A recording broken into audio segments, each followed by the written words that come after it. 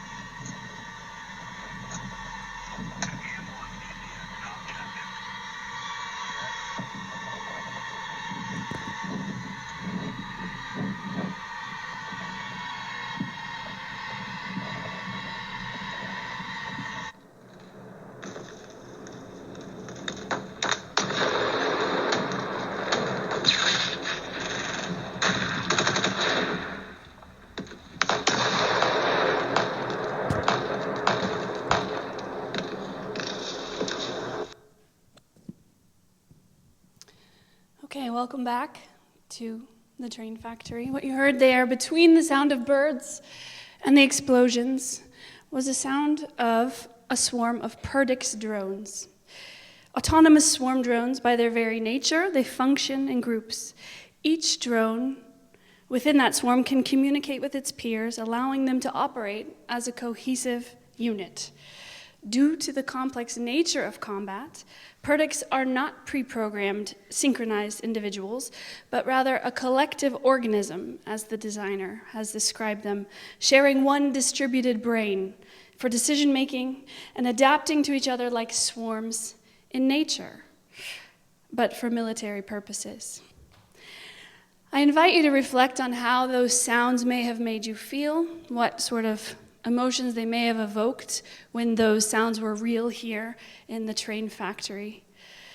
Unfortunately, drone swarms and other autonomous capabilities are the reality for people on the ground, and that's what this here shows. This is destruction in Ukraine and Gaza as well. These modalities threaten to become the reality anywhere war is fought. What we're going to do today, Lauren and I come from two different disciplinary backgrounds. I'm an international lawyer, so you'll forgive me for that. I focus on international humanitarian law, laws of war, and human rights, and public international law. And Lauren comes to us from conflict and war studies background, but we complement each other nicely, we hope. That's up to you to decide, I suppose. But this is what we'll be doing today. We'll talk a bit about tracing the concept of remote warfare, and how that has had an impact on civilian harm. We'll look at the algorithmic turn in warfare, which we conceptualize as another layer of distancing or remoteness in warfare, before we conclude with a few thoughts where we raise political, ethical, and legal questions that we hope will take into the discussion in the next panel and beyond today. Okay. I think it's important to talk about how we got here, right? So before we talk about the turn to algorithms and autonomous swarming systems, how did we get here? We got here through that concept of distancing, right? And this is not something new. Here in this particular slide, you see a drone pilot sitting likely somewhere in Creech, Nevada, in the desert in the United States of America, far away from the battlefields in Afghanistan, Pakistan, Iraq, Syria, elsewhere, where these systems are being deployed, where she's watching, she's learning about, and potentially marking the next military target for bombing. The drone she's operating is likely an MQ-9 Reaper drone. 15 different countries are operating this particular drone system that's proprietary to the United States, but over 100 countries have some form of military drone at this moment. So the idea that we're trying to introduce you to with this is about distancing, right?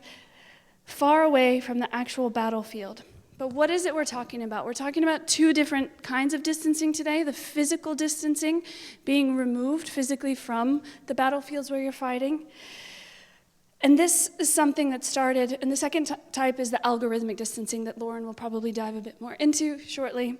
But that physical distancing, we're talking about essentially looking at, chronologically, the war on terror. So starting in 2001, when we started to employ these particular systems, but it wasn't just sort of a hard and fast switch from traditional platforms to drone warfare. This was sort of this sliding scale from boots on the ground interventions, kind of, I like the term sliding scale, kind of becoming more and more remote until about 2011, where we really turned toward these sorts of remote modalities from the air.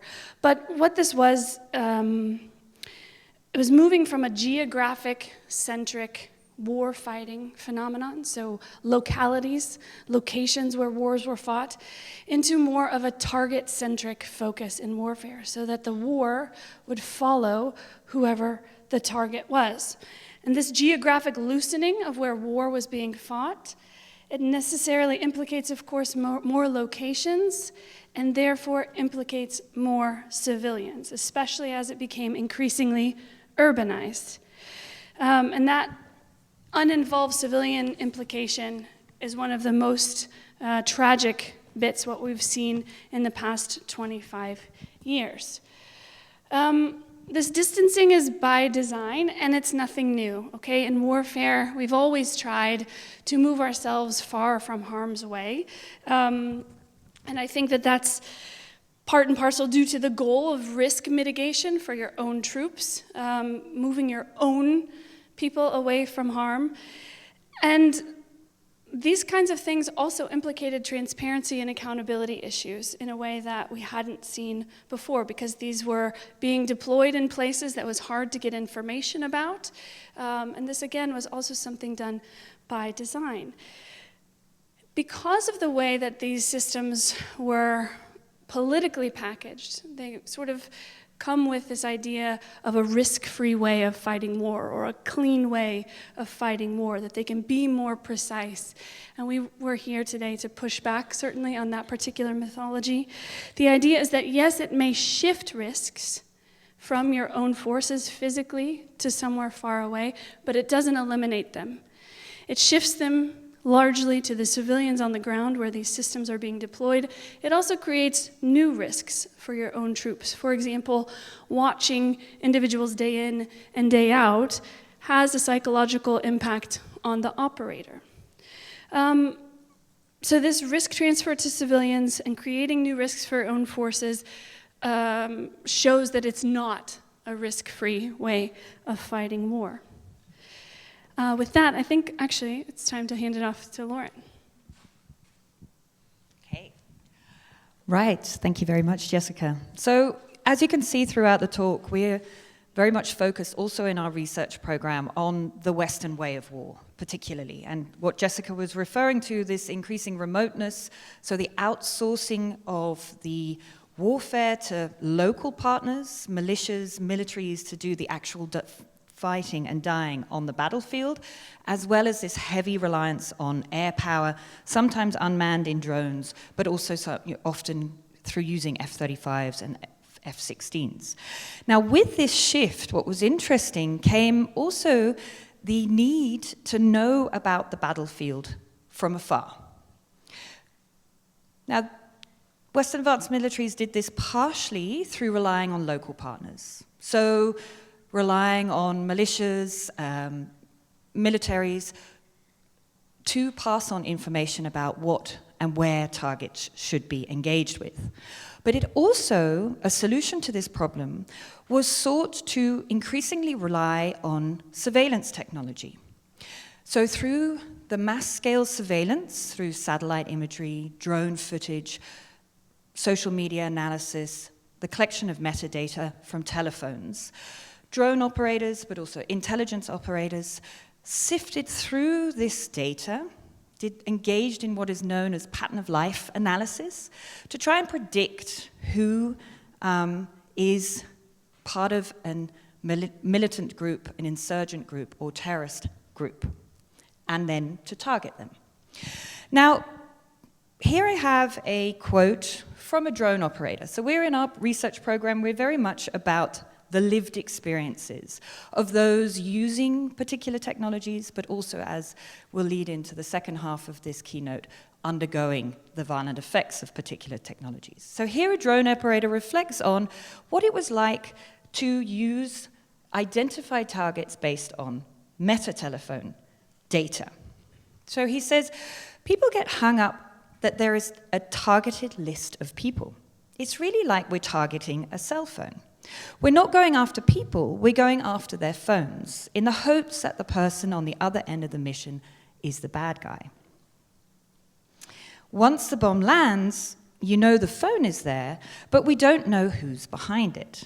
It's of course assumed that the phone belongs to a human being who is nefarious and considered an unlawful enemy combatant, but that's where it gets really shady. Now, this is a very honest and candid reflection on some of the challenges of engaging in remote knowing and remote targeting in warfare.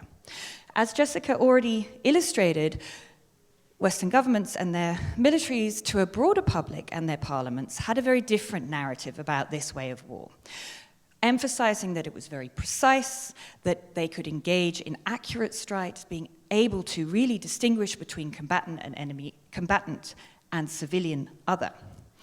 Now, in reality, what we saw in the wars from 2010-11 onward, in the wars in Afghanistan, Iraq, Syria, that in fact, on the ground, a lot of civilian casualties were occurring. And interestingly, around the same time we saw this shift from removal of boots from the ground, we also saw the rise of particular non-governmental organizations who started to track and trace civilian casualties. Bellingcat, Forensic Architecture, but also media outlets like New York Times. And one of the organizations who really specialize in like a niche specialization of literally counting the bodies of the dead were Air Wars. And we have Megan here with us today, who's a representative of Air Wars, and I'm really looking forward to her input into our discussions.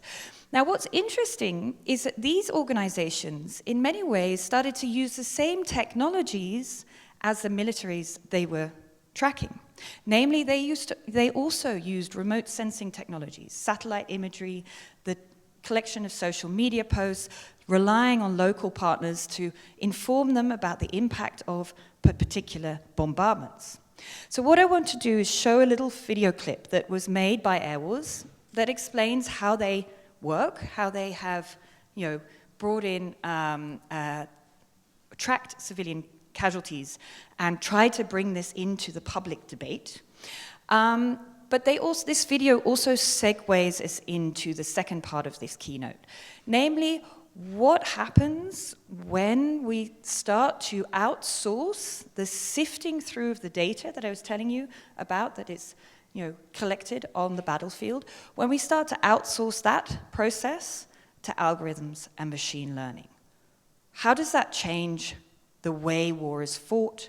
How does it speed up the way war is fought? And what kind of impact does it have? The power of AI can transform systems, helping track wildfires, streamline trade, or cure diseases. But when models are built on flawed data, AI systems often exacerbate rather than correct these flaws. Modern military's mechanisms for preventing civilians from being killed in war are deeply flawed. The US government has even admitted as much. For the past decade, Air Wars has been documenting where and how civilians are killed in war zones around the world. This includes a database of thousands of locations, dates, and casualty estimates for civilians killed by the US-led military coalition against the so-called Islamic State. For years, the US military systematically downplayed our evidence, accepting responsibility for just 1,400 civilian deaths, compared to a minimum of 8,200 documented by Air Wars. Then, in 2022, a series of exposés by the New York Times, building on Air Wars' documentation, used the US military's own civilian harm assessments to show how flawed the process is. By matching what the US military thought they were hitting, military targets, with the actual impact on the ground, families and children killed, the Pulitzer-winning reporting exposed the endemic flaws in the military's targeting system, leading to the wrong people being killed time and again.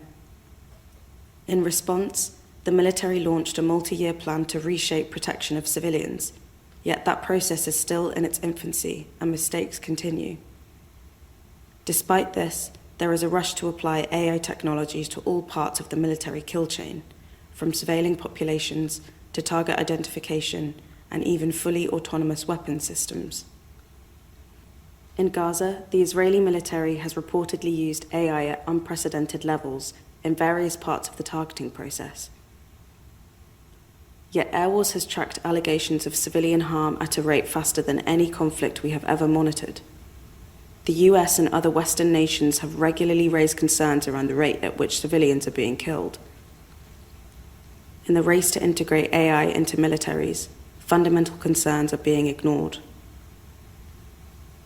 How can we ensure that AI reduces, rather than accelerates, misidentification and confirmation bias? Is the flawed data that led to civilian deaths in previous conflicts now being used to train AI algorithms? And if mistakes are made and civilians are killed, who is ultimately accountable for the failings of an AI system? Until these and other questions are answered, the global rush to integrate military.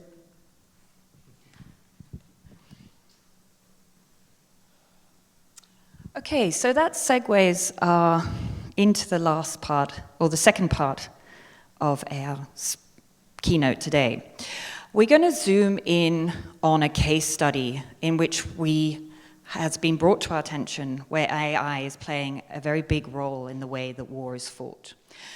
And as Jessica's just reflected on at the beginning of the lecture, as well as in this film, we zoom in here on Israel's use of AI-enabling decision-making systems in Gaza, but acknowledging that these systems are being innovated and experimented with by advanced militaries across the world. We chose this particular case study because of the fantastic investigative journalist work of Magazine 972 and Local Call. Now, as a contemporary conflict and war scholar, the work of investigative journalists, such as Antti, who we're going to see after this talk, is pivotal to our work. They bring certain things to light, and then as researchers, we delve into them further, and that's what we're doing in our Realities of Algorithmic Warfare program at this moment. But what's so wonderful about it's wonderful is always a difficult word to use in the case of war and conflict studies, but about their reporting is they give us a glimpse into the lived experiences of using particular AI systems by intelligence operators within the IDF. Now, their reporting highlights how 3 AI-enabling decision-making systems are being used. One is called Lavender, that produces a prediction of the likeliness that a person is part of the Hamas military arm. Gospel predicts what buildings these people reside in, and Where's Daddy predicts and tracks when people return to their family homes so that they can be targeted there. Now, what's important to realize is, again, this is more a evolution in warfare, not a revolution. And the infrastructures that these AI-enabling systems work on have been long in the making. So again, they're based on the mass surveillance of 2.3 million people living in Gaza. Now, this data has also been recently brought to our attention, is being housed in a cloud environment that is provided by Google and Amazon. And I'm hoping Antti will speak to this role of the commercial enterprises in this algorithmic kill chain. Palantir has also recently been brought in to provide the software to make this data actionable. So instead of military operators or intelligence operators sifting through the data that I talked about before, Now this process is outsourced to AI or algorithms and AI systems. There is still, in this case, a human in the loop. So we have computer-generated targets, and then humans, intelligence officers, review these targets and then define if it's a yay or a nay, and define what kind of hardware, could be drones, F-35s, special operation forces on the ground, what will be used to engage in this target. So what's wonderful about this reporting is it gives us a little glimpse into the lived realities of working with these systems. So they interviewed 13 intelligence operators, and you see that some of the quotes here. Gospel helped them go from 50 targets a year to 100 targets a day. Lavender managed to generate 37,000 people as potential human targets. It also shows us not only how this speeds up the number of targets being produced, but also speeds up the time to review the targets. The operators say they had just over 20 seconds to review the legitimacy of these targets, and they describe themselves as being just a stamp of approval, a rubber stamp of approval, and that the emphasis was really on quantity and not quality. And interestingly, in 2021, the commander of this elite intelligence unit brought out a book on the positive sides of using AI in the military domain, and he emphasized that actually AI was a way to deal with the bottleneck of human decision-making. So this is not a system gone wrong.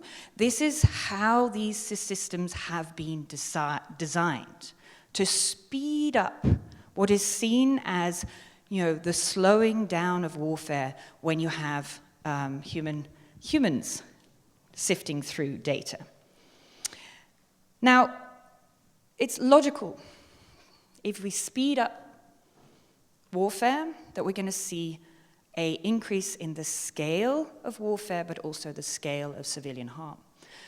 Now, often our media talks about body counts.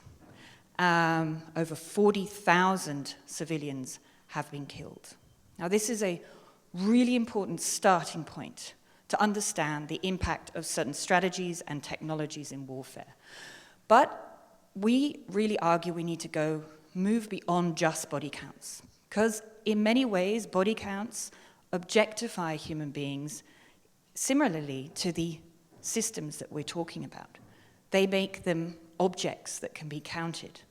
And it kind of erases the horrific stories of what it means to live under continuous aerial bombardments, but also these surveillance technologies. So we say what we need to do is move beyond and look at civilian harm more broadly.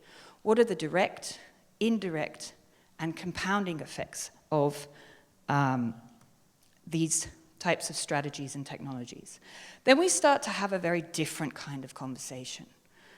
Over 40,000 people have been killed. Up to nearly 100,000 people have been injured. And 60% of residential areas have been destroyed. Those are the direct impact. Indirect, 1.9 million people on the move, over 400,000 people on the brink of starvation, and with very little access to clean water. But what about the compounding effects? How do these types of civilian harm effects reinforce each other? One telling story is of a young lady, mother, who had to flee her home because it was bombed, was in a refugee camp, was bombed, then had to be saved from under the rubble, waited 2 weeks for her leg to be operated on, no anesthesia, then had to flee again because the hospital was bombed, and now has no clean access to water to tend to her wounds. So we see how these forms of harm, how these forms of harm reinforce each other. Now, Megan, I'm sure will verify, these are known forms of harm when you engage in large-scale aerial bombardments of entrapped urban centers. And we've seen similar forms of harm under the US-led coalition operation against the Islamic State in Mosul and Raqqa. This level of harm is unprecedented, but these are predictable forms of harm. What we're also really interested in is what new forms of harm these particular technologies and the infrastructures they're based on introduce. Like I said, they only work if we have mass-scale surveillance of civilians. They need that data to be able to be operationalized. And of course, we know that this undermines privacy and human rights worldwide. Also, I think with the data scientists and computer scientists in the room, we need to ask how these programs are being programmed. What variables are being used to identify who is a part of a militant group? Again, these interviews give us a glimpse. So what was said is that people who score high are people that are in a WhatsApp group with a known militant group, with a known Hamas militant operator, or those that change address often, or those that change their SIM card or change phones often. Now, from a conflict and war studies perspective, personally, I've done a lot of research in war zones. I might not look like it today, but I promise you I have. These are exactly survival behaviors, right? People move home, 1.9 million people on the move when they are bombed. They pass their phone on to their loved ones so that they can survive. So we have to do a lot more research. Are these the characteristics, the variables that have been programmed, and does this make, in fact, it more likely to be that people will be bombed again? These are just some of the pressing questions that arise when we start to use these systems. And again, what the Air Wars video clip said, what data are these systems being trained with? What is the feedback loop?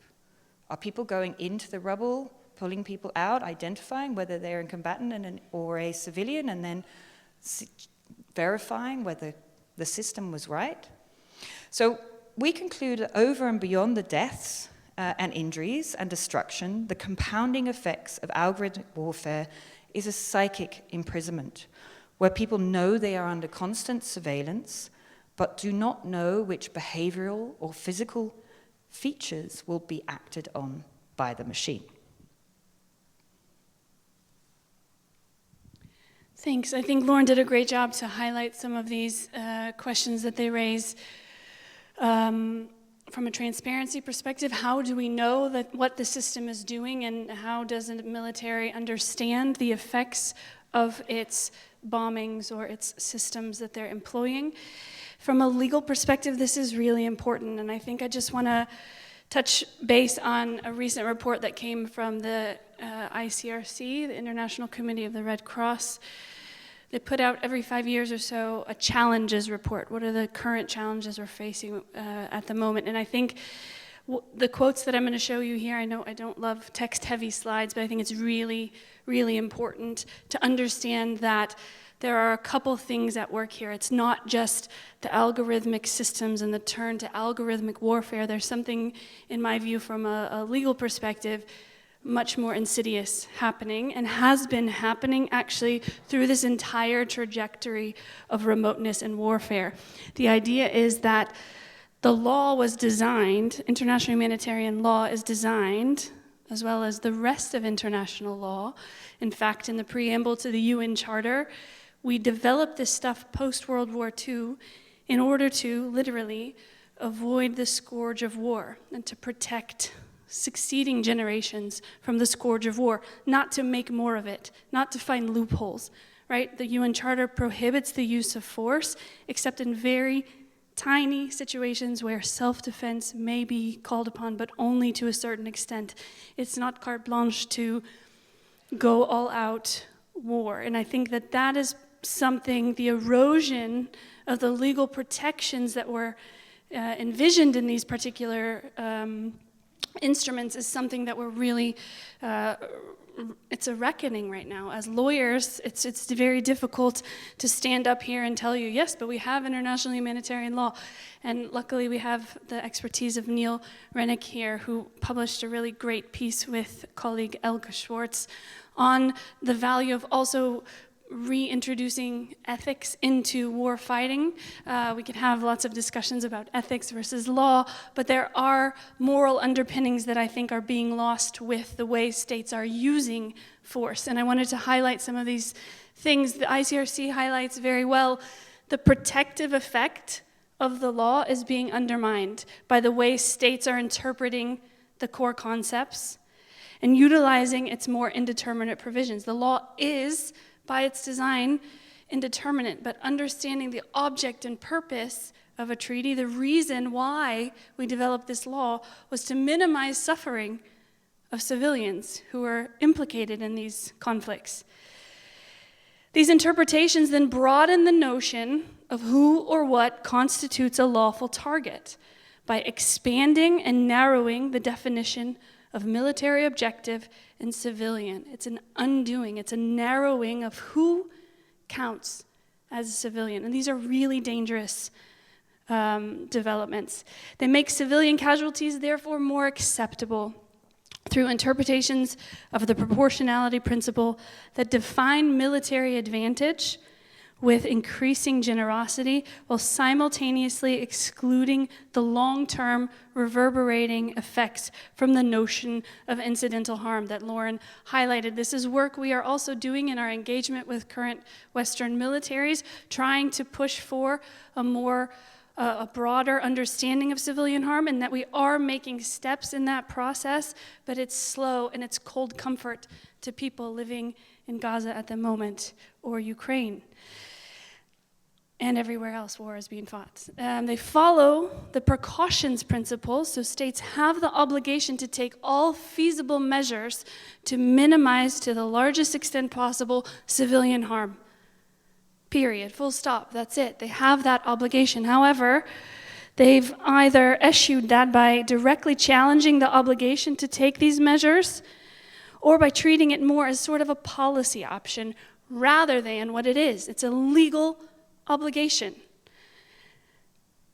And therefore, and how this relates certainly to the story that we're trying to tell today and set the scene, the deployment of these kinds of new technologies risks amplifying these dangerous tendencies. So it's a horrible understanding of legal obligations programmed into a system that by design, AI being an accelerant, speeds up warfare, doesn't allow, within 20 seconds, it's very difficult for me to understand how an operator, even if there's a human on the loop here, how they have meaningful understanding of positive identification of a target. That's a legal obligation, right? How are they able to do that kind of thing? And we risk more death and destruction among civilians at greater speed and greater scale. So from a legal perspective, these are the main concerns from where I'm sitting. I'll pass it back over to Lauren for some other concluding thoughts. Yes. That's it. Yeah. Presenting together always means that you're a little over time, but I will wrap up very quickly. So to conclude, looking at the realities of algorithmic warfare and civilian harm, we see this introduces a new kind of distancing in targeting, the outsourcing of decision-making to the algorithmic and AI other. Introduces an increase in the speed of warfighting, therefore increases the scale of civilian harm, and compounds it in new and under-researched ways that I really think that needs a lot more critical research and debate. We have to look at how these systems change the human-machine-human interaction, where those using these systems merely rubber stamp their output and civilians on the receiving end are dehumanized in unprecedented ways. The legitimacy of these systems is being in the making now. It is what meaning is given to them now. And I'm sure Anthony will speak to it if we stop presenting and give him the time. Israel is one of the largest exporters of military hardware and software. Advanced militaries around the world will be watching this space very carefully and will be eager to get their hands on these types of systems. So that is why I'm so happy that Nitin and Anthony has brought us together as from an interdisciplinary perspective, with the wonderful work of investigative journalists, but also artists who can together research, but also illustrate, bring to a broader public the lines of responsibility in the algorithmic chain from innovation, deployment down to civilian harm, because we need to tell a different story about these systems. So hopefully we've started this debate, and we wanted to wrap up with a quote: "Whenever states make the decision to employ lethal force, the highest protective standards for civilians must apply to honor the letter and the spirit of the law. Without this, to paraphrase ICRC's chief legal officer, Kadula Droog, some actors may perhaps win small battles, but we all risk losing the war." Thank you.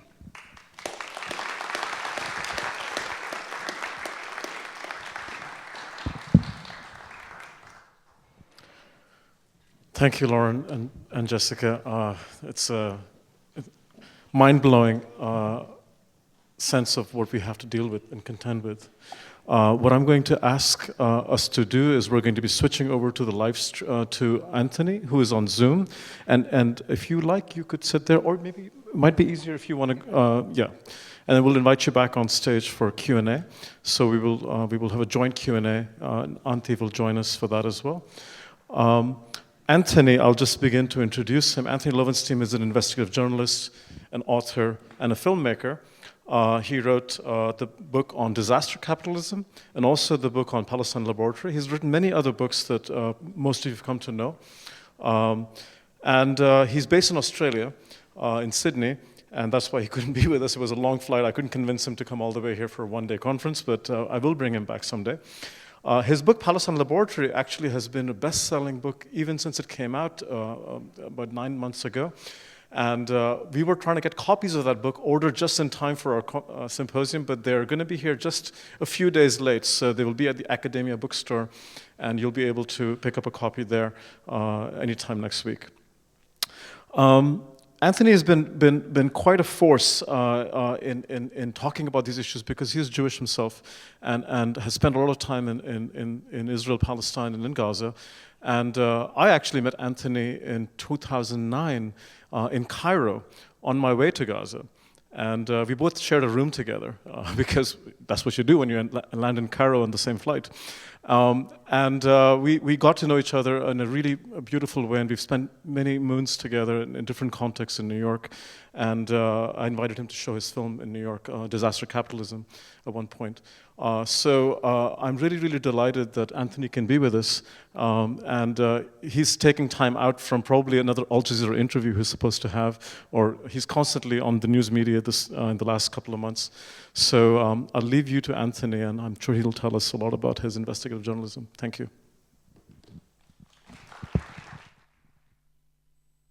I think I'm on. Yes, wonderful. Nitin, thank you so much for that introduction. I actually couldn't hear what you said. I presume you said lovely things. And maybe, I don't know if you mentioned this in the introduction, but just in case you didn't, I met Nitin first in 2010 in Cairo on the Gaza Freedom March, which feels like a lifetime ago. I'm honored to be here. I wish I could be in Helsinki in person. I am pretty much as far away from Finland as is possible on the other side of the world. But I'm honored to be here as part of this important conversation, a conversation that is so needed, particularly in the last year since October 7 and the events in Gaza and now beyond. I wanted to start off by showing a short clip. I'll talk a bit more about it afterwards. I have recently released a podcast series called The Palestine Laboratory, which was based and inspired by my book of the same name, which came out last year. It essentially is a 4-part series which both examines the reality of what the Palestine Laboratory means in history, but also in the more present day since October 7. And here's the video trailer for that. The sound of bombing, it was incredible. I told my brother, they are using a new thing. And I was right. Despite the country's relatively small size, Israel is one of the world's largest weapon exporters. One of the attractions of Israeli weapon systems is that they are proven in actual battle conditions. So we are making all kinds of tactical robots. All of them been in combat situations in Israel, worldwide. Elded future soldier technologies are proven and ready to use.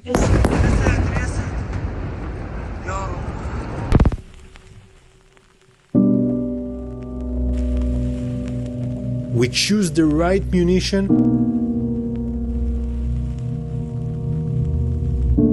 for each target so it doesn't cause us unnecessary damage.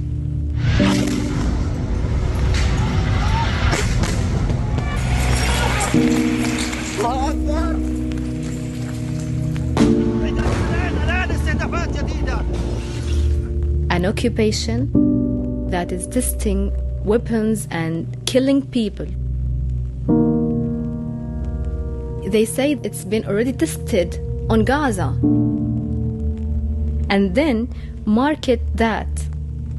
We want to have this as a huge business, and this business relies on partnerships. You are our partners. Every single country here. Every single country here. Prime Minister, thank you for taking the time to sit down with me. Dr. Phil, thank you. And thank you, America.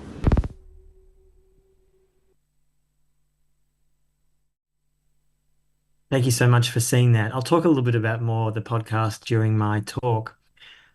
I wanted to first just briefly outline to everyone here what was mentioned in the last speech is about really what Israel's military industrial complex is. But before I get to that, let me talk a little bit about, I guess, the global arms industry, because it's so relevant to where this space is moving.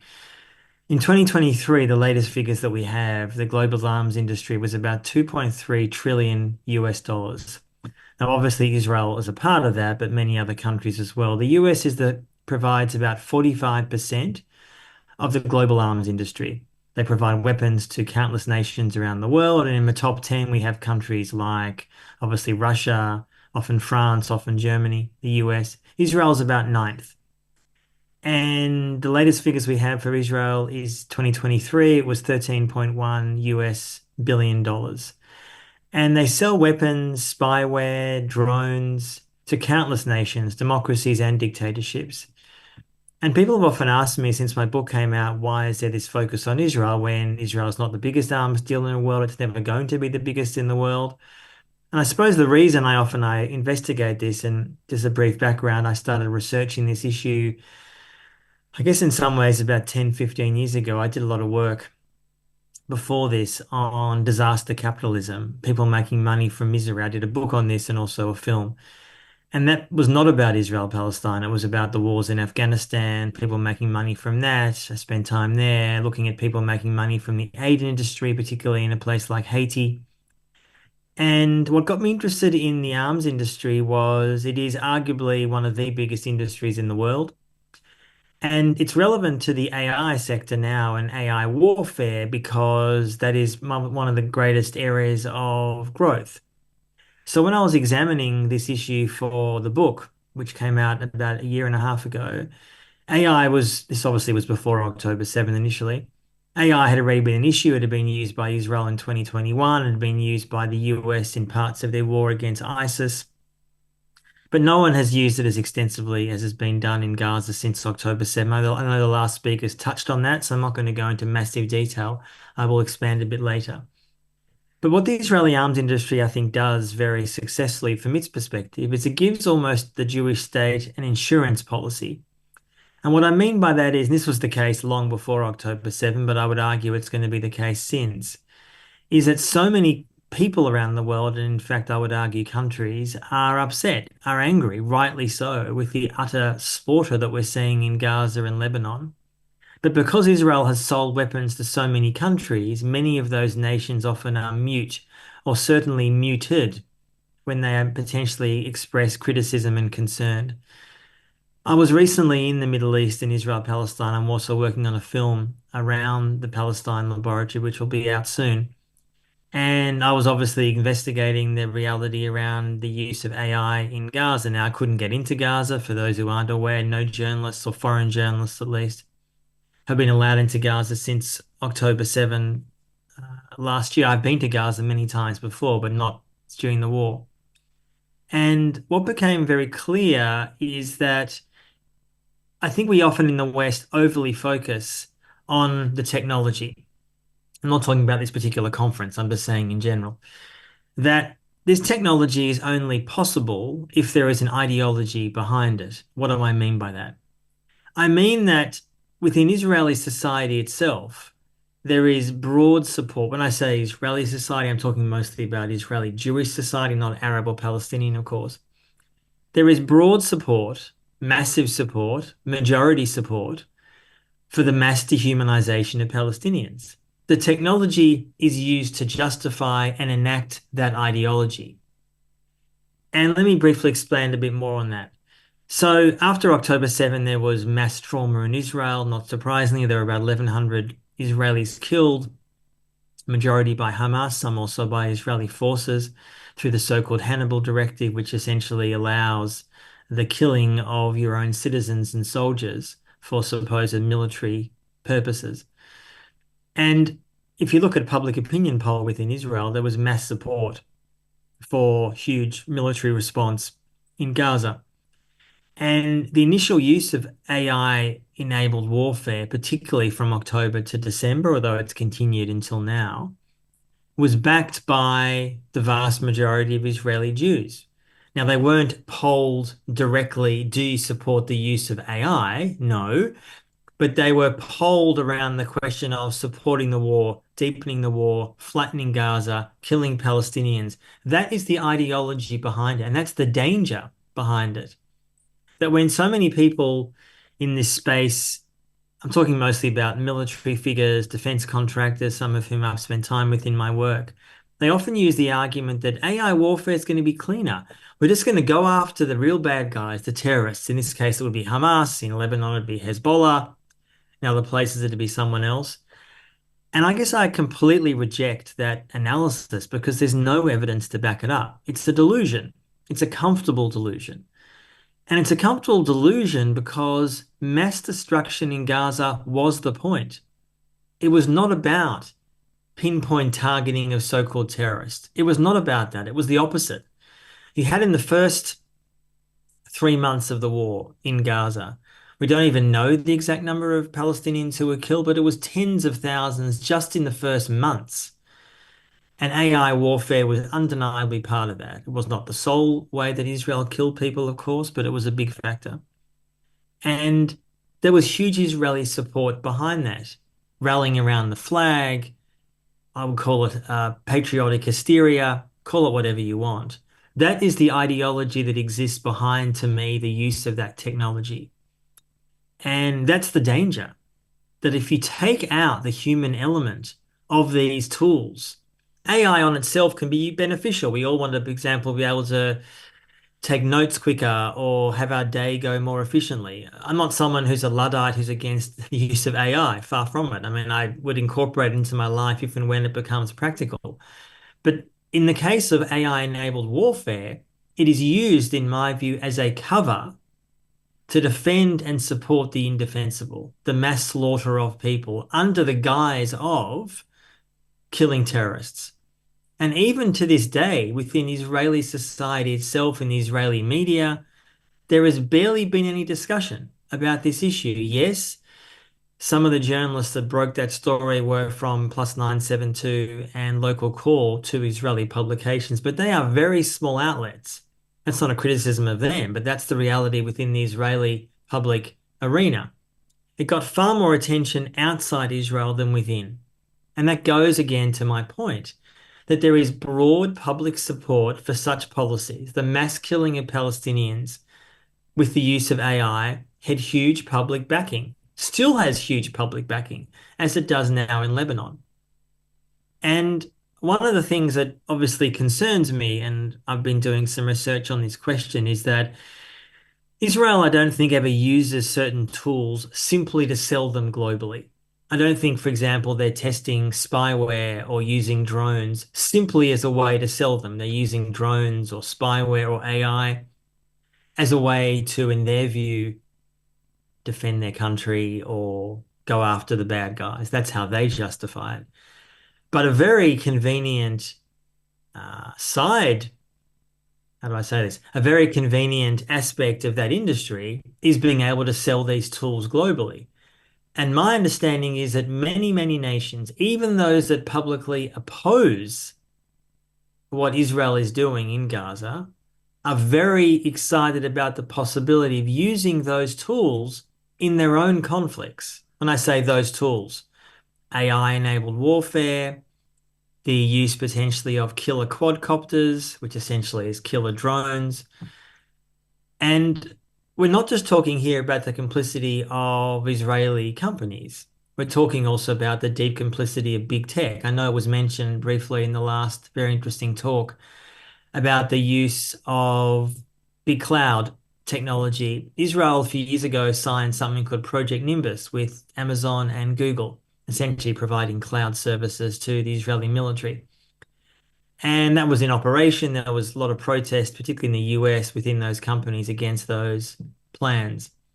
Fast forward to after October 7, and Israel was overwhelmed with the amount of information and data and details they had on 2.3 million Palestinians.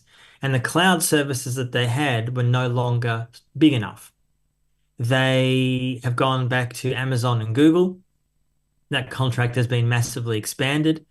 My understanding is that every single data point has been kept. Nothing has been deleted on those millions of Palestinians in Gaza. I presume also many others in Lebanon, potentially beyond that. And we have a situation, therefore, that the massive amounts of data which is used to generate these targets for alleged terrorism activity in Gaza or Lebanon or beyond could only exist with the support of companies like Amazon and Google. And that therefore brings up the question, how do you hold those kinds of corporations accountable? Much of that cloud service, from my understanding, is held within Israel itself. If it was held in a foreign country, it would be potentially easier to go after them legally. But some of them, from my understanding, although I don't know where, is also kept in a non-Israeli country. And to me, there is a real legal possibility, I say this as a non-lawyer, to the lawyers in this room or listening, to potentially prosecute these companies, Amazon, Google, or others, for assisting what the ICC, the ICJ, and many other courts, I suspect, in years to come will find is at best war crimes and at worst genocide. And there's no doubt this ties into what is happening more and more with big tech. I think there's a perception for a number of years that big tech was potentially more liberal, more progressive. And there are obviously elements of big tech, particularly in Silicon Valley, which remains that way. But there has been a shift, particularly in the last 5 or 10 years. Someone like Elon Musk, I guess, is the worst example of that, but there are many, many others who see an increasing place for big tech to work with defense contractors, with AI companies, because the sector is massively expanding and growing so hugely. So Israel, of course, is part of that. And since October 7, there's been a number of American startups and venture capital companies that are investing hugely in the Israeli AI and defense sector. That is a growth area. And as I've said for a long time, without some kind of international pressure, arms embargoes or whatever it may be, this situation will never change. I just want to wrap up with a few points in relation to this particular conflict. This is not so much a weapons question or an AI question, but a political question. That one of the things I think that Israel has very successfully done for many years, and it's been deployed hugely since October 7, is the weaponization of anti-Semitism as a way to silence criticism of its actions, to try to bully critics, lawyers, journalists, human rights workers, politicians, media, whoever it may be. Now, to be clear, as someone Jewish myself, Anti-Semitism is real. It is a problem in some parts of the world. It's undeniably growing. Real anti-Semitism, I'm talking about attacking of Jews or synagogues, that's undeniably the case. I'm talking here about weaponizing anti-Semitism as a way to silence critics of Israel. And in some parts, particularly where you guys are, I don't particularly mean Finland, but in Europe in general, it's been remarkably successful. Remarkably successful in not particularly allowing governments, Germany being the most obvious example, but there are others, of being robustly critical and skeptical and enacting some kind of action against Israel. Let's not forget the EU remains the biggest trading partner of Israel. That has not changed at all. Yes, there are some European states, particularly Spain, Belgium, Ireland, that have talked about maybe imposing sanctions or being more critical, and I welcome that. But it's far too soft. And many countries in Europe, as Europe increasingly moves to the right and the far right, embrace Israel. And those kinds of alliances, including in the AI space, because I know many European countries increasingly want to go after refugees, migrants, Muslims, the unwanted, minorities, journalists they don't like, dissidents they don't like. And rest assured, many of those countries and political parties looking at Israel and what they've been doing since October 7, but certainly even before that, as a model. How do we copy that as a country? How do we get a piece of that? And without some kind of robust accountability, that's only going to get worse. I'll leave it at that for now. Thank you.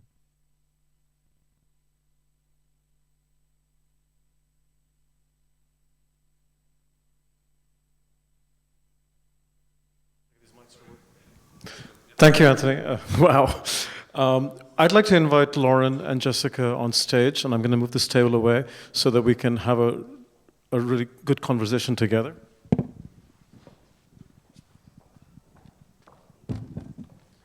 And Antti, can you please join us too? And maybe we'll sit on the ends so we have Anthony somehow in our conversation, as you like. I think it's okay. There's only 4 of us, so we can make this work. We can go on either side, but anywhere, it's all good. So we can see Anthony as well, because you might be behind. Yeah, you might be so. So let's do it this way. Yes. And I wonder if we have a mic for the audience, because we'll probably want to give them a chance. So I was gonna. How many mics do we have? Do we have only 2 mics? Oh, I right? can hear better now. Okay. Yes. We'll just go with the flow. I'm sure we all have so many questions about this, and I want to maybe see if Antti wants to start a line of questions that connect to both the talks. Yeah? Yeah, thank you so much. Horrific and interesting. I wanted to, one thing that came to mind was the role of this blurring of corporate and public, the state and corporate power, kind of that binary is getting blurrier, more blurry. What's the word? More blurry. Yeah. And Anthony pointed out how the push to reap surplus isn't the main cause. That's not the primary logic behind what we see what's happening in Gaza. There's ideological reasons more. And you were mentioning this in your talk about this rush to integrate these new technologies. So I wanted to ask a bit about the role of capital, of corporate power there that you see, not as the kind of the defining logic, but how it plays out into this speed up and urgency of what we're seeing. Who would like to start? Anthony, you can remark, or we can ask Lauren and Jessica. Yeah, thank you very much for that question. Look, corporate power here is vital. I mean, essentially, as I was explaining, Israel wouldn't be able to prosecute its war without the support of corporate titans like Google or Amazon, or for that matter, with massive amounts of American arms companies that are selling weapons at a huge rate. I mean, the US has sent to Israel since October 7, I think it's about $25 billion worth of new weapons. Now, if America cut the weapons off tomorrow, Israel could still fight for a while, but so many of their weapons come from outside. The biggest provider of weapons to Israel is the US. The second is Germany. Germany has been a very reliable partner to Israel militarily since October 7, although it existed before. The corporate power aspect is vital, and that ties into my work around disaster capitalism. And in many examples that I give, both at Israel, Palestine, and beyond, the corporation is undeniably more powerful than the state because the state has allowed that to happen. They're willingly almost given in to the concept that these companies are above any kind of accountability. And that's not going to make selling much difference whether, for example, Harris wins in the US in 2 weeks or Trump. I'm not saying there are no differences between them or for people jump down my throat. There are differences. But I'm saying on issues like this, or for that matter, Israel-Palestine, do not expect many differences. That's all I would say on that. But I think the lack of any kind of real serious transparency or accountability for corporate overreach is vital, which ties into finally an issue that I often think about as an independent journalist. Many parts of the corporate media and independent media are in profound crisis. And if that is not happening through the political space, and frankly in much of the US Congress it is not, it's only going to really happen in the media. It can happen in civil society and NGOs, and I'm obviously supporting that. But it needs to happen in the press. And with some notable exception, I do not see that generally happening. Too many journalists see their role as cheerleading for a side. I'm a fan of the Democrats, or I'm a fan of Kamala Harris, or I'm a fan of Donald Trump, whatever your political persuasion may be. I'm talking about the US here, of course. And that is, to me, toxic beyond belief, because you're so focused on getting your so-called team elected and therefore far less likely to push that side to hold these corporate titans to account, because I'm not seeing that happening. I mean, we're still talking 20 years on after social media started for any kind of accountability around the system. It's not happening. And that's only one, I mean, compared to the harm created by weapons, I'd say social media is a minor issue, but it worries me deeply. I don't see enough journalistic rigor in relation to it, and it really pisses me off, but I'll leave it at that. Thank you, Anthony. Lauren, Jessica, would you like to comment on this? Yeah, I think this new relationship, I think Jessica shared a post yesterday about the US asking for the great minds of Silicon Valley to be incorporated into the military, so give them a part-time contract within the DoD. So we see this, teaming up increasingly, and that is based on, so we have Project Nimbus that Anthony was talking about. That before that was Project Maven, so the DoD large-scale contracts with Silicon Valley to create the same cloud environment. And like what we were trying to talk about it's based on a particular way of warfighting and imaginary about warfighting, right? That we can know the battlefield from afar. We have what's called in military terms information maneuver, so we can know everything through data points. And of course these commercial enterprises for the military can feed into this imaginary because they have all these different sources of data that the military don't have. And I think vice versa, if data is the new gold, then of course this is a new frontier for a lot of these commercial enterprises to team up with the military on large-scale contracts. So this is a crucial question that I always pose. Is it the money that's involved through signing these new deals? Or is it that that also allows these commercial enterprises to access data that they didn't have before, right? So, militaries and their intelligence services have very different forms of data that was very, classified, but increasingly now you're getting reports about how they're then, through what is seen to be a necessity, are also being shared onto commercial enterprises' platforms and clouds. So, and that data, Anthony also referred to, is not being removed afterwards, right? So there is this teaming up, there is this based on an imaginary of warfare that we can predict, human behavior on patterns of analysis and prevent security threats. And there's a lot of money to be made, both ways. And I think that And what's, I think, really interesting, and maybe also going to the contestation that we're talking about here, this teaming up has been happening for a long time. So, 2010, 11, Palantir was already in the scene when it came to, the wars being fought in Iraq and Afghanistan by the US and teaming up there. Then they shifted a lot to policing and made big promises about how their software and their AI capabilities would be able to improve policing practices. And in reality, that didn't pan out.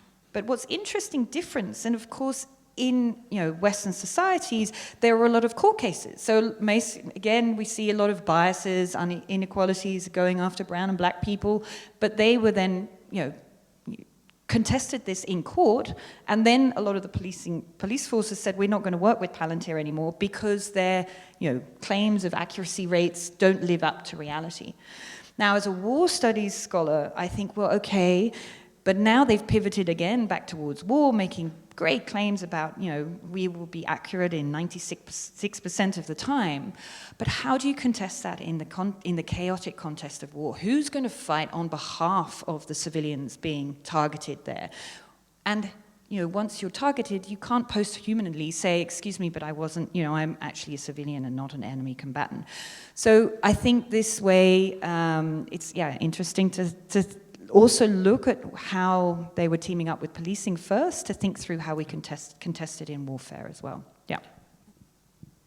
Can I just very quickly pick up on 2 points, I think, stitching together some of the comments made here about this quest for information. This is actually, again, this has a longer history. This is about the doctrinal approach toward network-centric warfare, connecting everything to everything else, and in order to do so, that requires massive amounts of data, processing, collection as well as processing, archiving, and then making actionable this kind of data. We are pricing ourselves as humans out of the game, right?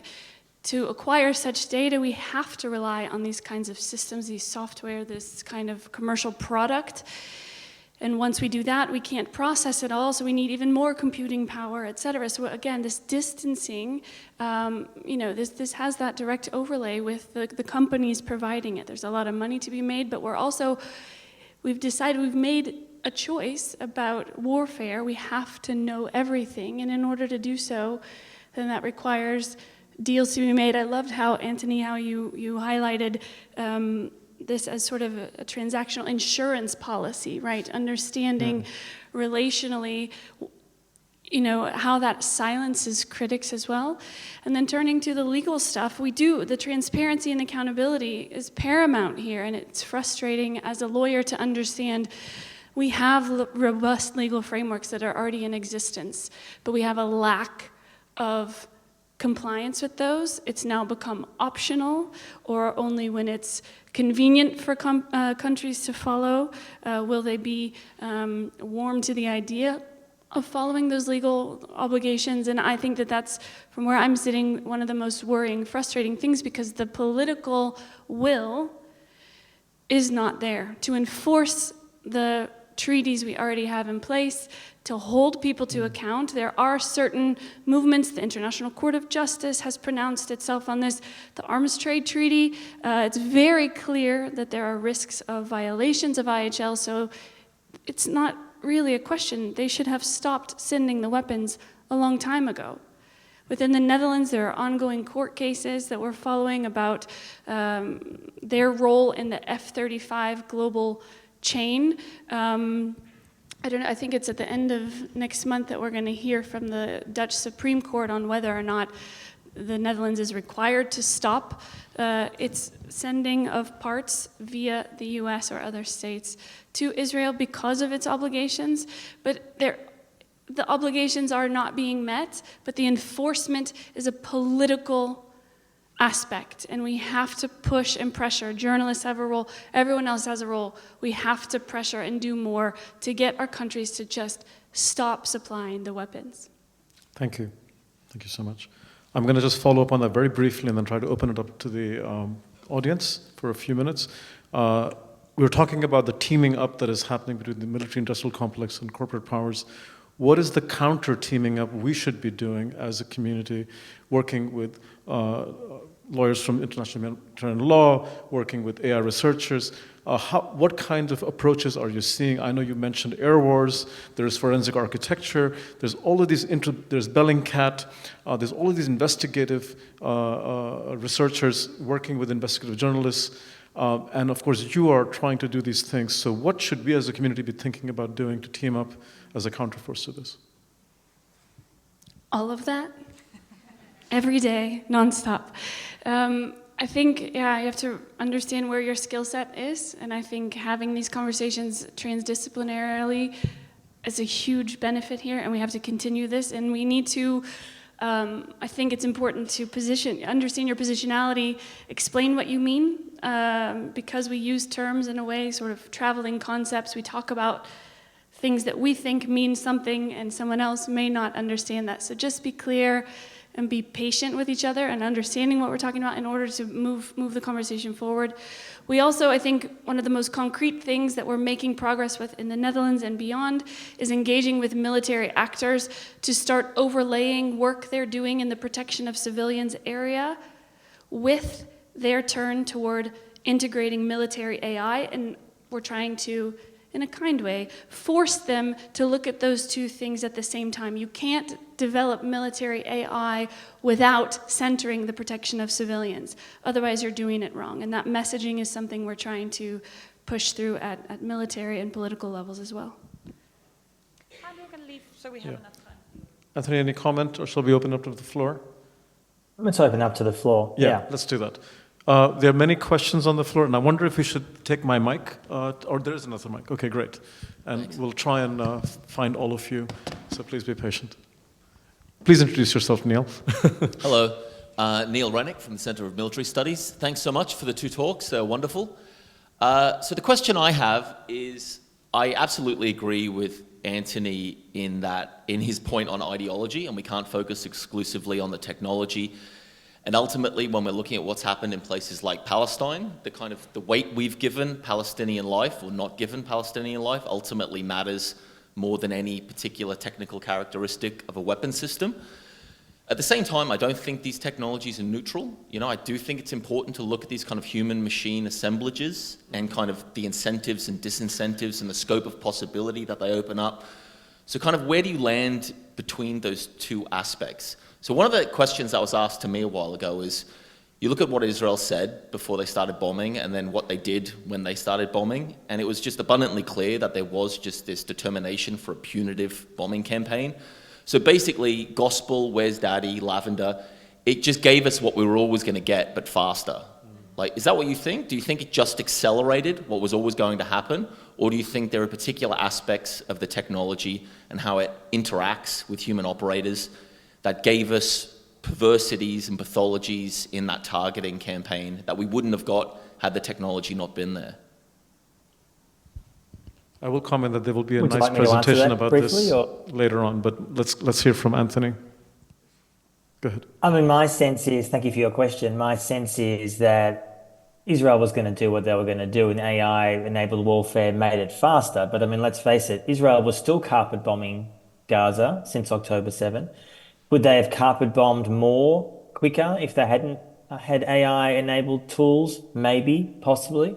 I mean, essentially, what Israel is doing there, has done for 12 plus months, is just the classic case of impunity. It's not as if, for example, Israel, inverted commas, needed AI to wage warfare, because it's very clear that the aim was not to target Hamas. The aim was not to decapitate Hamas. That was not the key point. The key point, as I said before, was mass destruction. And it was made very clear by both that 9 plus 972 reporting and some of the reporting I've also done. Two things. Israel's war, mass slaughter, call it whatever you want, in Gaza was supposed to be a classic case of revenge. There was anger and complete, a desire for revenge against Palestinians in Gaza, regardless if it had anything to do with October 7. And secondly, there was this idea somehow, and I think this goes much broader to the concept of endless war that Netanyahu and people around him believe, anyone who is sane will realize that what Israel is doing in Gaza, Lebanon, and beyond is actually guaranteeing wars to continue longer. You can kill Hamas leaders and Hezbollah leaders and decapitate them, and yes, there'll be a short-term chaos within those organizations. They might live, they might die. I suspect they won't die. But ultimately, you are breeding new generations of resistance. But that is the point. This idea somehow, the whole concept of Israel of needing an iron wall, that the irony is, I'll finish on this point, the great irony that Israel, the early Zionists believed that they could never be safe and secure in Europe because of anti-Semitism. They had to have their own state. And here we are 120 or so years after Zionism was formally declared as an ideology. And Israel can only survive as a ghettoed garrison state with literal higher and higher walls that surrounds it entirely in the Middle East. Now, anyone sane will look at that and say, how is that making Israelis or Jews there or globally safer? It's not. So yes, after October 7, there was always going to be a mass, overwhelming case of destruction in Gaza. And the world, mostly the US and Europe, and frankly, much of the Arab elites, allowed it to happen. I'm going to try and continue to get more comments, but is there anything you wanted to mention? Yeah, I think going back to the human-machine, human interaction, so and looking at the longer history of the making of these technologies and the infrastructures they're built on. The New York Times reporting based on Airwall's work really showed, so they systematically analyzed how the US monitored civilian harm and reviewed civilian harm. And then counteracted that with investigations on the ground. And Azmat Khan, the Pulitzer Prize-winning journalist, again, this is how we team up, right? Said that these reports, so civilian casualty assessments, seemingly were so off the realities, but seemingly what they were mostly doing was making the people who were part of this process feel comfortable about being part of the process, right? So they were legitimizing this way of war because there was a sense of, we're targeting in as precise as possible, and we're doing a little bit of civilian casualty monitoring from a distance, and therefore, and that the outcome is that we're not affecting civilian harm in a major way, and therefore we feel good about the process, right? So.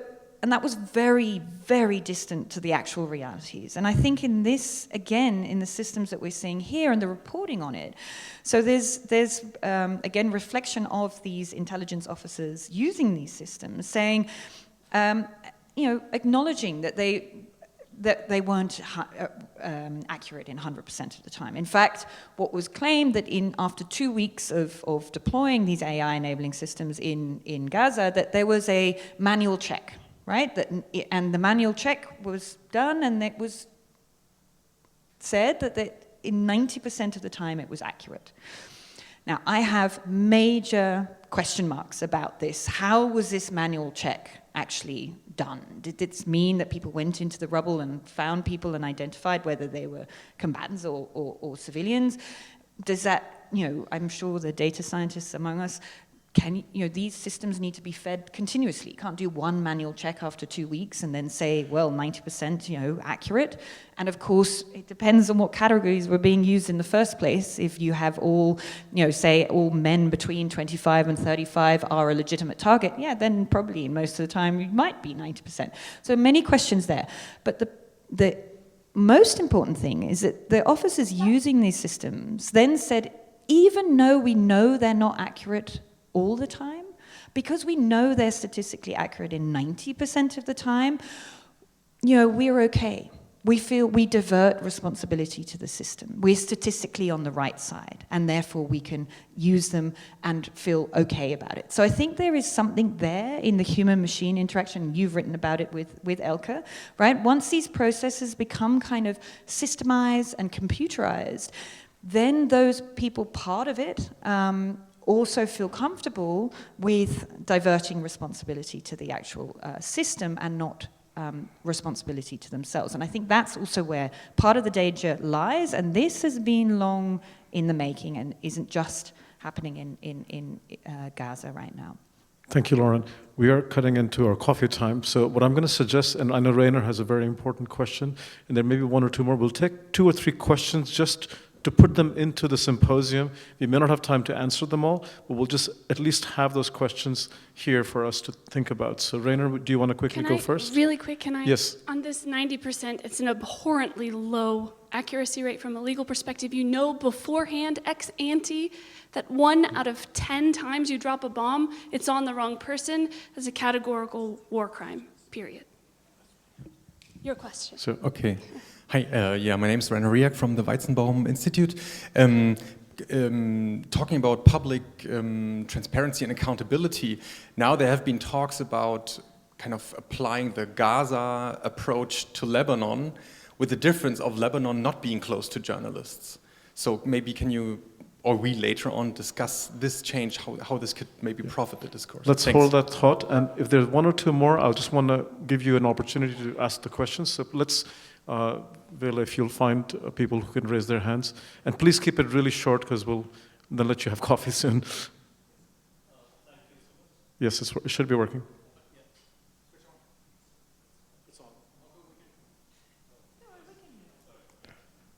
People online can't. You just turned it off, I think. We'll just double check. Yes, it's on. Yeah, thank you so much for this whole talk. So one question I had in mind is what kind of resistance or evasive attempts are there on the ground in Palestine and Lebanon to sort of avoid this whole AI machinery imposed on them? For example, October 7th itself was an attempt by evading the intelligence Israel was gathering, and similarly, the use of pagers, even though the pagers were blown up, it also is a testament to the fact that data couldn't be collected from the messages, and that's why they blew it up. So thank you. Something about that. Let's take a question in front there. I see a hand over there, and then we'll try and get as many as we can before we find a succinct collective response. I think you were ahead of me, but yeah, I'll jump just let you guys negotiate.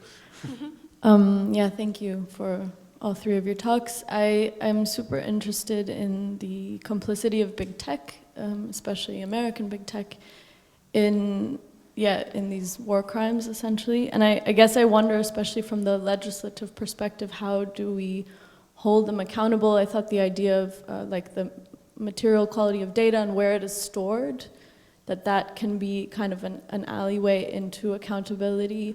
But of course, it goes deeper, it goes to the engineers, it goes to the algorithms in, very far away from Gaza and Silicon Valley, mostly working on these things. And I wonder how to, where is the accountability and what paths could we take?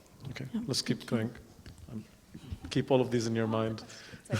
Just very briefly, so a lot of what we're talking about is in the context of warfare, but obviously this is simultaneously happening with creeping authoritarianism across the world, including in our so-called free world in democratic societies. And I'm just wondering, we often know that militarized tools sort of bleed into civilian societies. Are we seeing any evidence of the same systems being applied to silence dissent and in fact to silence the level of accountability that would be required to ensure these systems don't spread and continue to infect other parts of life, even beyond war? We can take maybe one more pressing question. I saw one hand at the very end and one hand here. Are you asking a question? Okay, let's do 2 then, quickly. Quickly. Thank you, and you have talked about the precedence of that Gaza is setting to warfare, to the tech industry, and more. So my specific question is, because Anthony mentioned that there was some kind of question that the use of the war on Gaza was backed up by the Israeli citizens some way. So my question is directly, how this Israeli-Palestine war is setting a precedent on how we validate the use of AI systems through democracy. I mean, through not only legally, but politically speaking, through the vehicle of democracy, like plebiscites or referendums or whatnot, and if that is a good precedent. Okay. one last one right there, and then we're going to... right there? Yeah, it's yours. Yeah, go ahead. And please keep it short. Thank you. Thanks for the talks. I don't know if I think what I'm asking about was implied in what a lot of people said, but it wasn't said explicitly, so I want to bring it explicitly into the conversation, which is the word colony and colonial. And this is true not just with respect to Israel and the way that these weapons are being tested, but this is actually how Europe has tested its systems of policing and control, whether we're talking about explicit police or capitalist structures or all kinds of things through the past 500 years. They've been developed and tested in the colonies, in the periphery, and then brought back into the center. And so I think it would be good to frame this when we talk about Palestinian lives not mattering. Yeah. I think that's a useful framing, and I wonder, especially when we talk about international law and impunity, I wonder if that framing maybe brings a different angle to it, because international law applies differently in the colony. Thank you, Sudhir. So we've had amazing questions. I don't think we can answer all of them, but I just want to give a moment for Anthony and for you to just, any remarks before we have coffee. So Anthony, what would you like to share? I'll just say a few quick things. Thank you for all those questions. I could say a lot about them, but in brief, the reality of having no international journalists in Gaza obviously is a factor. There's no international investigators. There's obviously a handful of international medical facilities and doctors. But let's not forget that there's been a massive, huge, incredible effort by Palestinian journalists. And I think that, and I'm not saying this question implied that by any means, but just to put this on the record, that there is, I think, a lot of sense in many Western media. I see that, well, we as Western journalists can't get into Gaza, so therefore, how do we really know what's going on? We know what's going on. There are people literally dying to show us what is going on. Palestinian journalists, filmmakers, citizens on their phones, on their cameras. I'm not saying that international journalists should not be allowed in. They undeniably should be. And it's pretty obvious why Israel's not allowing them to go in, because they just want to essentially make it as secretive as possible. And that, of course, ties into another question around Lebanon, that yes, there are obviously international journalists that are living there, that are working there, that have traveled there, including some friends of mine. And they're able to, I guess, question much more, not more effectively, but it can be brought back to a Western audience. But ultimately, I think the so-called Gaza model is being applied in Lebanon. Some, I think, person asked a question around, is it possible to kind of almost escape or avoid being detected by Israeli surveillance? Look, Israeli surveillance is not godlike. Things get missed. October 7, quite clearly, although we now know that there was a lot of intelligence within Israel that they knew something was being planned. But as far as we understand, it was not acted on for reasons that are not still entirely clear, even to this day.